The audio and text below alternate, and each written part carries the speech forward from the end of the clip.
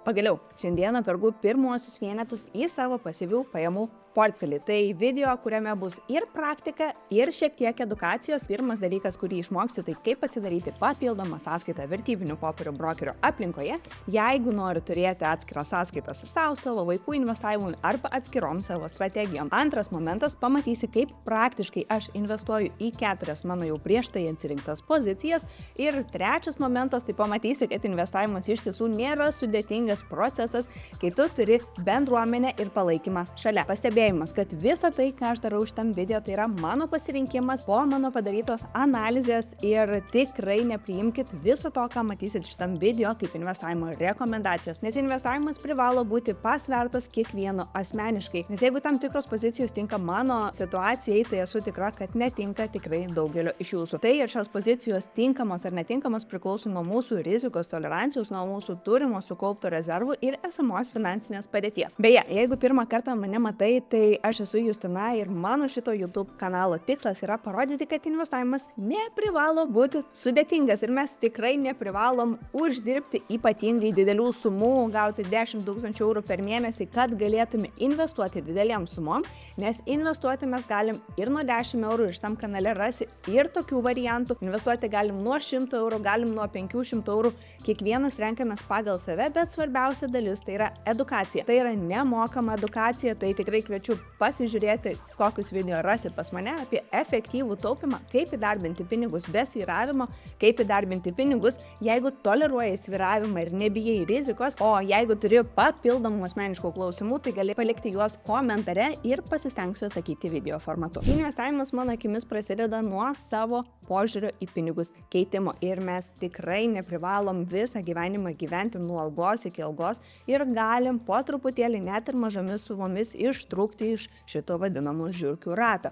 Ir kiekvienas sutaupytas euras šiandieną yra lygus tam tikrai daliai laisvės, kurią mes nusiperkame savo ateitį. Prieš tai išėjusime savo video apie pasyvių pajamų portfelio formavimą, kalbėjau, kokią logiką remiuosi ir kokius klausimus kiekvienas savo turėtume atsakyti, jeigu norim pradėti pasyvių pajamų investavimą, tai kviečiu pasižiūrėti tą video pas mane playliste, o jeigu video jau matei ir nori keliauti tiesiai prie praktikos ir prie edukacijos, tai važiuojam ir trumpai papasakosiu, kas yra REITs. Būtent iš REITs pozicijų ir bus sudarytas visus mano pasyvių pajamų portfelis, bent jau kol kas. REITs, jeigu išversti iš anglų kalbos, tai yra Real Estate Investment Trust, tai yra nekilnojamo turto fondai. Jeigu taip trumpai papasakojant, ką jie daro, įsivaizduokit vieną didžiulę kompaniją, kuri turi labai daug nekilnojamo turto objektų ir jie gali būti Amerikoje, jie gali būti išdėstyti po visą pasaulį ir tie nekilnojamo turto objektai gali būti komerciniai, gali būti privatus, visi jie generuoja tam tikras pasyvias pajamas iš trumpalaikės ar iš ilgalaikės nuomos.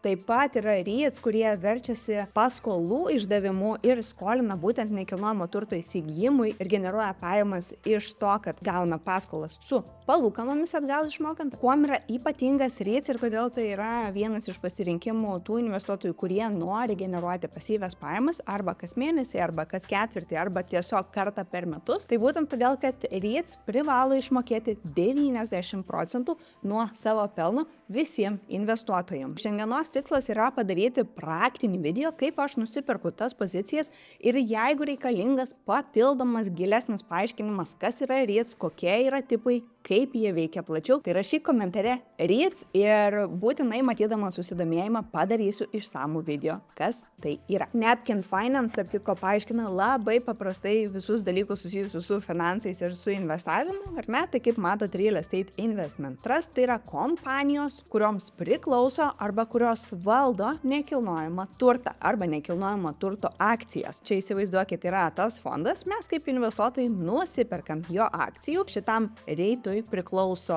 galbūt ir tas pats McDonald's ar kažkokie ofisų pastatai, galbūt sandėliukai ir visa kita, ir visa tai generuoja pasyvias pajamas iš trumpalaikės arba ilgalaikės nuomos. Visos tos pajamos atkeliauja atgal į REITą, kuris išmoka dividendus savo investuotojams. Tai reiškia simom, ar ne? Ir viskas keliauja tokiu ratuku. Pliusai, benefits, tai mes turim diversifikavimą, neinvestuojam tik į vieną nekilnojamo turto objektą ir tam nereikia didžiulės sumos pinigų. Tai lengva ir paprasta nusipirkti, tai tikrai pamatysit šitam video, kaip yra paprasta nusipirkti REITs ir kiek jie kainuoja, kad tai yra absoliučiai visiems prieinamos sumos. Kitas dalykas, taip, tai yra low minimum investment, tai mes iš tiesų galim investuoti itin minimaliomis sumomis. Ir aš kaip minėjau savo prieš tai išėjusiame video, kad aš planuoju kiekvieną mėnesį investuoti 100-200 eurų ir tas priklauso nuo mano pajamų. Kadangi mano pajamos nėra stabilios ir jos yra svyruojančios, tai vieną mėnesį galbūt investuosiu 200, kitą mėnesį investuosiu 100.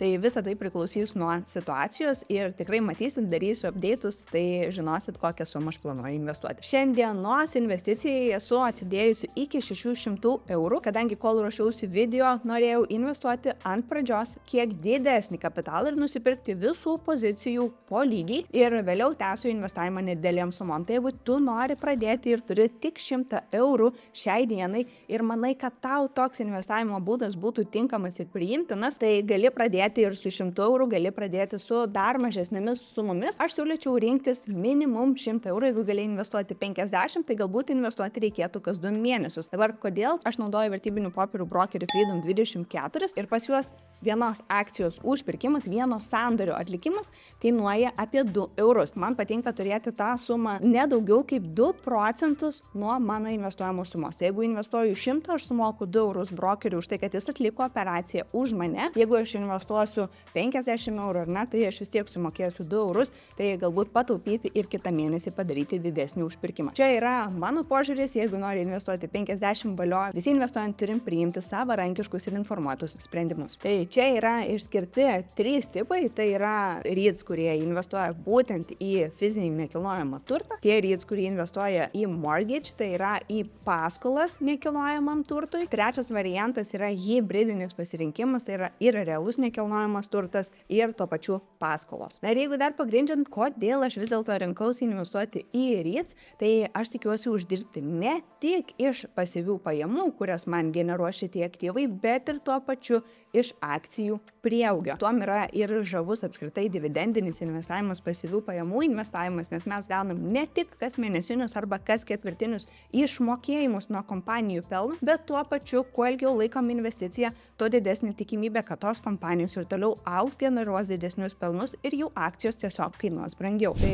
man labai patiko JP Morgan, didžiausio pasaulio banko atliktos tyrimas ir jie nuolatos kartoja šitus tyrimus, jų tikrai yra daug, galima internete pasiieškoti. Jie ima 20 metų vidurkius pagal tam tikras turto klases. Jeigu pasižiūrėsim nuo 96 iki 2015 metų, didžiausią dalį pelno, ar ne, iš vidurkinus sugeneravo REITs. Netgi lenkia S&P 500 ir jeigu mes pažiūrėsim, kur yra average investor, tai jisai generuoja tik 2,1%. Jeigu pasižiūrėsim nuo 99 iki 2018 metų, vėl pirmoje vietoje mes turim REITs. Average investor dar mažiau pasisekė per tą 20 metų laikotarpį, tai net negeneruoja 2%. Ir čia turint mintyje, kad mes investuojam, dėl to ir yra labai svarbu nuoseklumas ir pastovumas. Kiekvieną mėnesį darom tą patį nuobodų dalyką, tiesiog investuojam ir pildom savo portfelius. Bet jeigu mes vaikomės kažkokių tais naujienų, ieškom, kurios akcijos bus itin geros, kurios tinkamiausias laikas parduoti, ar ne, kurių kaina nedidelė,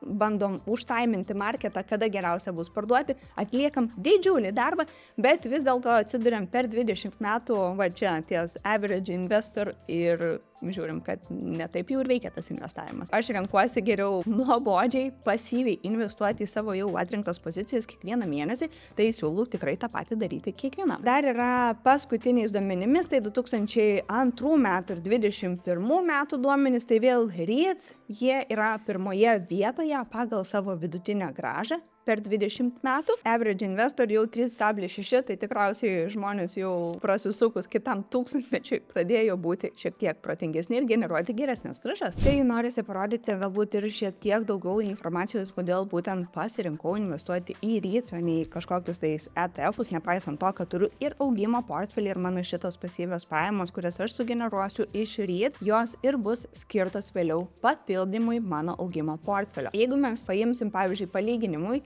SPY tai yra top 500 Amerikos kompanijų, S&P 500 indeksui priklausančios kompanijos ir XLRE tai yra real estate sektorius. Galim pasižiūrėti, ar ne, kaip jisai performina žiūrint su visom top geriausiam 500 kompanijom, kaip atrodo tiesiog vienas sektorius. Čia yra metų laikotarpis kol kas paimtas, ar ne? Tai oranžinė kreivė yra S&P 500, NT sektorius jisai underperformina visą rinką, tai dažniausiai kaip benchmarką visai rinkai įvertinti ir yra įmamas tas S&P 500 indekso rodiklis. Čia yra metų laikotarpis, ar ne? Tai mes tikrai esam žemiau su savo nekilnojamo turto pasirinkimu, bet jeigu mes imsim apie 2 metų laikotarpį, vis dar rezultatai nedžiugina, ar ne? Tai imam ilgesnį laiką, keliaujam, nuo 22, ar ne, taip pat nedžiugina. Ir jeigu paimsim visą laiką, matom akivaizdžiai, kad iš tikrųjų nekilnojamo turto sektorius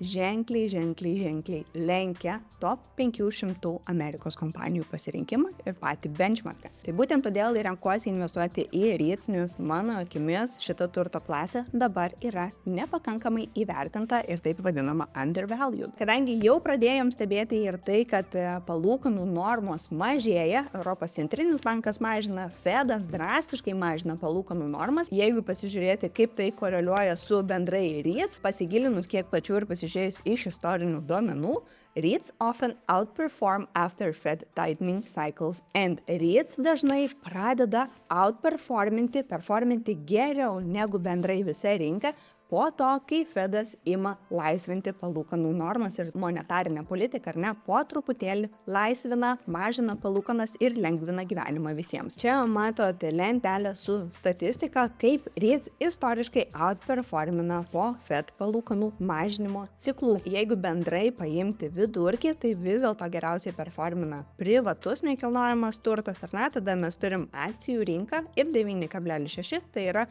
nekilnojamas turtas, kuris yra komercinis. Tai panašu, kad vis dėlto užsikalbėjau ir papasakau tikrai daugiau negu kad planavau, bet keliaujam tada į vertybinių popierių brokerį tiesiai į aplinką, kur dabar ir parodysiu žingsnis po žingsnio, kaip reikia atsidaryti papildomą sąskaitą, jeigu tokia yra reikalinga ir kaip nusipirksiu akcijas. Jeigu ir tu nori pradėti investuoti, tai tikrai kviečiu apačioje pasižiūrėti, pasiskaityti aprašyme, kur rasi vertybinių popierių brokerio Freedom24, kuriuo naudojusi pati registracijos nuoroda. Kodėl aš jį pasirinkau? Tai pirmas dalykas dėl itin paprasto interfeiso, plus mes turim lietuvišką pasirinkimą, tai nereikia sukti galvos, daryti vertimų iš anglų kalbos, ar ne, viskas yra lietuviškai, tai yra tikrai paprasta naviguoti per visą sistemą, jeigu kalbam apie tai, kad investavimas kol kas šiaip gali būti naujiena ir sudėtinga suprasti net ir lietuviškus terminus. Suportas ir pagalba yra lietuvių kalba, kadangi Freedomai kažkada turėtų atsidaryti ir ofisą Lietuvoje. Taip pat brokeris siūlo ir dienos taupimo planus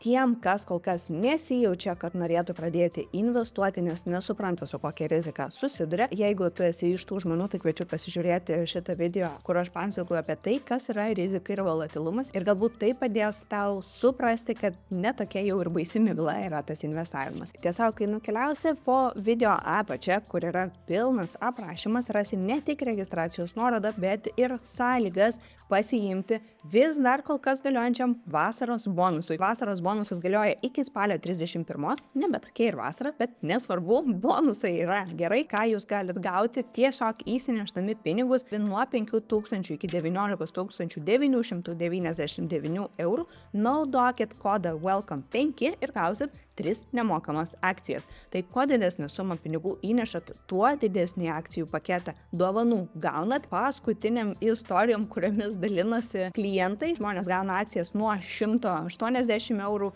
kažkas yra gavęs 3 akcijas, kurių vertė buvo 1,5 eurų. Tikrai naudokitės, kol yra ta akcija, nes vėliau, kai jos baigėsi, tai žmonės tiesiog rašo, ar galiu dabar pasinaudoti, ką man daryti. Visi geri dalykai kažkada baigėsi ir šiai dienai mes dar turim praktiškai 30 dienų, kad galėtume pasinaudoti šitų bonusų. Tai kalbant apie tai, kad šitas visas video yra būtent apie pasyvias pajamas, jeigu tave domina augimas, štai yra vienas iš mano portfelių ir eksperimentų, kurį mes darom kartu su Aleksandru ir tęsim 36 mėnesius, kiekvieną mėnesį investuodami nedidelėmis sumomis po 100 eurų į augimo aktyvus. Jeigu tau yra įdomus toksai eksperimentas ir nori pažiūrėti, kas investuoja geriau, vyrai ar moteris, tai kviečiu prenumeruoti mano portfelį. Prenumeravimas yra visiškai nemokamas ir dabar matau, kad yra 509 subscriberiai, kurie kiekvieną mėnesį, tuomet, kai aš užsiperku arba keičiu valiutą, jie gauna pranešimą elektroniniu paštu, kad kažkas investuoja. Ir tas kažkas yra Justina, prenumeruoti gali apačioje. Tai ateinant viršuje renkamės naudotojo sritį, įsitikinkit, kad esat atsidarę saugumo sesiją, dabar tą padaryti galima per telefoną, taip pat sąskaitą atsidaryti galit ir per telefoną. Ir kairėje bus visi mums reikalingi pasirinkimai, tai aš tiesiog spaudžiu papildomą sąskaitą, man reikalinga įprasta papildoma prekybinė sąskaita. Planas, kurį aš renkuosi, tai yra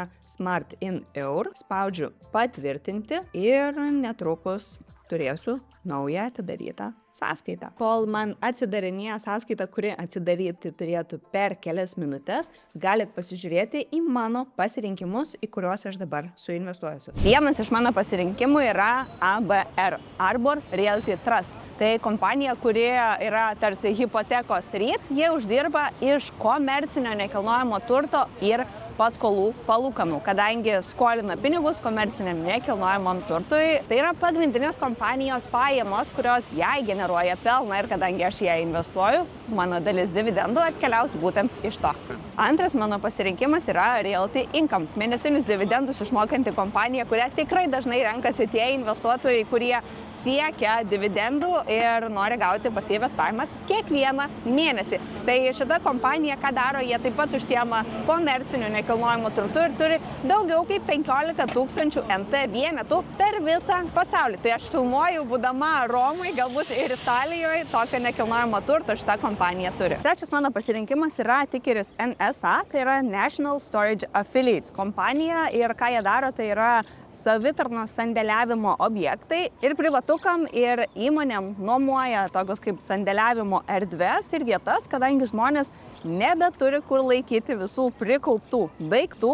Ir čia kaip Lietuvoje montuotoja gali dės, kaip mūsų tie garažai metaliniai atrodo, ten Amerikoje be abejo yra visiškai kitoks lygis ir jo, žmonės labai renkasi ir prognozuojama, kad tikrai bus didžiulis poreikis pasidėti ir laikyti daiktus ne namuose. Ketvirtas toks šiek tiek nuodėmingas mano pasirinkimas yra Vici Properties, tikeris VICI ir ką jie daro, tai yra kazino ir pramogų pasaulio nekilnojamo turto objektai ir pagrinde jie bazuojasi Las Vegase. Pati lošti nevarau, bet investuosiu į šitą verslą, nes prognozuojamos tikrai pakankamai geros augimo galimybės. Tai šiek tiek pasikeitė lokacija ir vis dėlto sąskaita atsidarė ne per porą minučių, kaip kalbėjau per video, bet atsidarė per 20 ir laukti nebegalėjau, susirinkau vaikus. Tai dabar jau filmuoju visiškai prieš einant miegoti, parodysiu, kaip nusipirkti ir tą padarysiu per telefoną. Pirmas mano pirkimas bus O tikeris. Kaip ir minėjau, kol kas investuosiu didesnę sumą, tai yra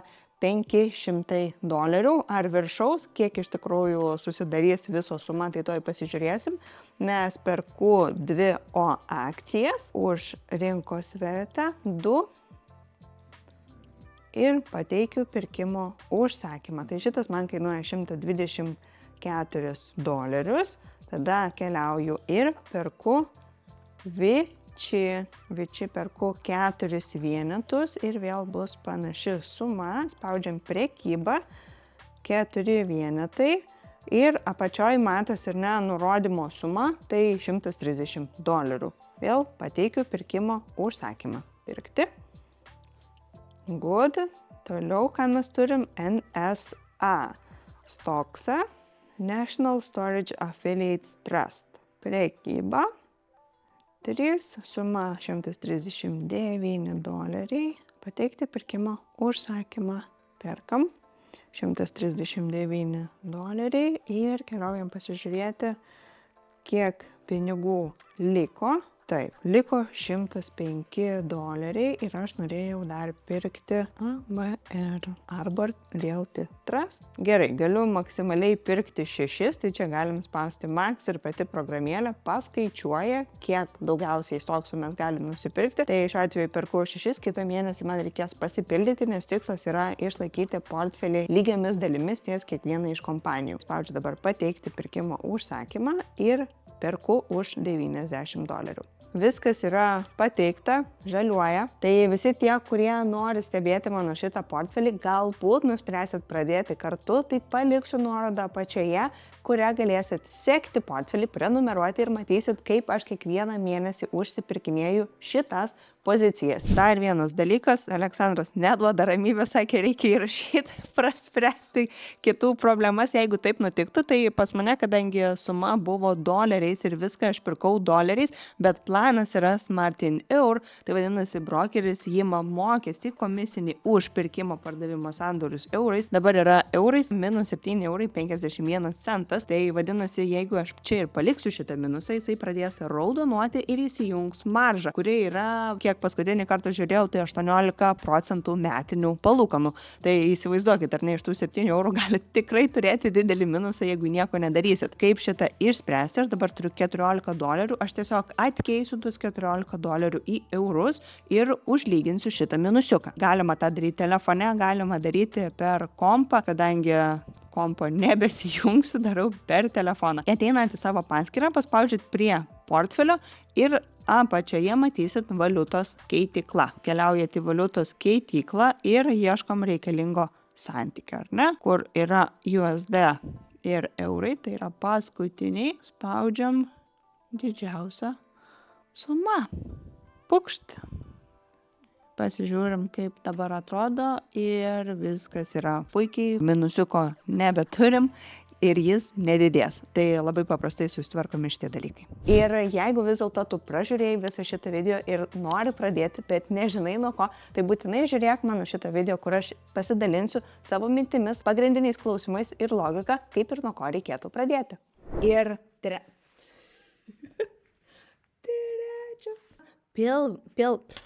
pilvas. $139 ir keliaujam pasižiūrėti,